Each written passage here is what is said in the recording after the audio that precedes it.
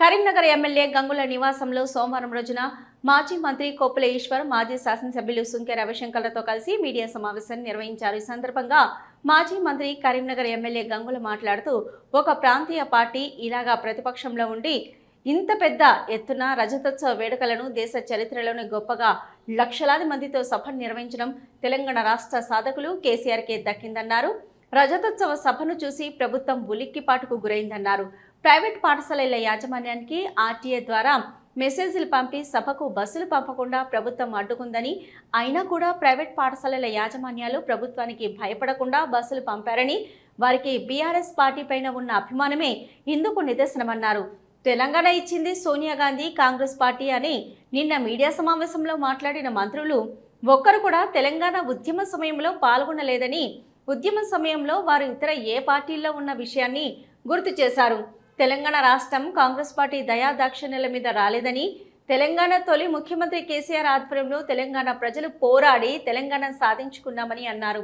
ప్రభుత్వం ఇచ్చిన హామీలను నెరవేర్చడంలో పూర్తిగా విఫలమైందని విమర్శించారు. ప్రజలకిచ్చిన హామీలపైన ప్రభుత్వం దృష్టి పెట్టాలని, టీఆర్ఎస్ పార్టీపైన కాదని హితవు పలికారు. కాంగ్రెస్ ప్రభుత్వం ఇచ్చిన హామీలపై మంత్రులు గ్రామాల్లో సభలు పెట్టే దమ్ముందని సవాల్ విసిరారు. చేతనైతే ఇదే ఎలకతుర్తిలో మా సభకు వచ్చిన జనంలో సగం మందితో సభ పెట్టే ధైర్యం వద్దా అని సవాల్ విసిరారు. ప్రజలు ప్రభుత్వంపై నమ్మకం కోల్పోయారని వారు అన్నారు. తెలంగాణ రాష్ట్ర ప్రజల పక్షాన బీఆర్ఎస్ పార్టీ పోరాటం చేస్తుందన్నారు.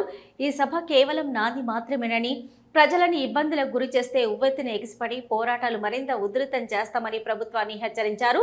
కరీంనగర్ జిల్లా నుంచి రజతోత్సవ వేడుకలకు భారీగా తరలివచ్చిన బీఆర్ఎస్ పార్టీ కార్యకర్తలకు, ప్రజలకు ధన్యవాదాలు తెలిపారు.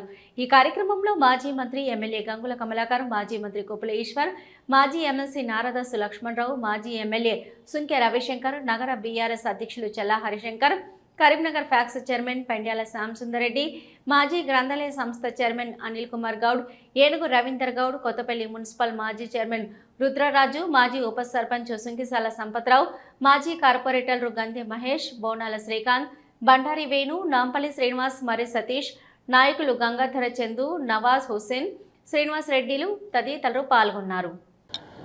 ఒక ప్రాంతీయ పార్టీ అపోజిషన్లో ఉండి ఇంత పెద్ద ఎత్తున 20 సంవత్సరాలలో సిల్వర్ జూబ్లీ ఫంక్షన్ చేయడం అనేది భారతదేశ చరిత్రలోనే ఒక బీఆర్ఎస్ పార్టీకి సాధ్యమైందని చెప్పి ప్రూవ్ చేసి నిన్న కేసీఆర్ గారు నిన్న కళ్ళగట్టినట్టుగా ప్రపంచమంతా కూడా నివ్వరపోయే విధంగా అద్భుతమైన లక్షలాది మంది సమావేశంకి వచ్చింది.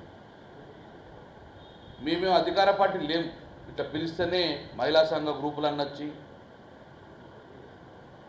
సక్సెస్ చేస్తేందుకు నిన్న మేము ప్రతిపక్షంలో ఉన్నాం. ఈరోజు అక్కడ మీరు నిన్న వచ్చిందని చూడండి, 95% యువకులు మరియు వ్యవసాయంలో ఉండి పెద్ద మగవాళ్ళు వచ్చారు. 95%. దీనికి ఏం నిదర్శనం? ఇది బీఆర్ఎస్ పార్టీ మీద ప్రేమను, బీఆర్ఎస్ పార్టీ आप आगे बढ़ो हम आपके साथ में है.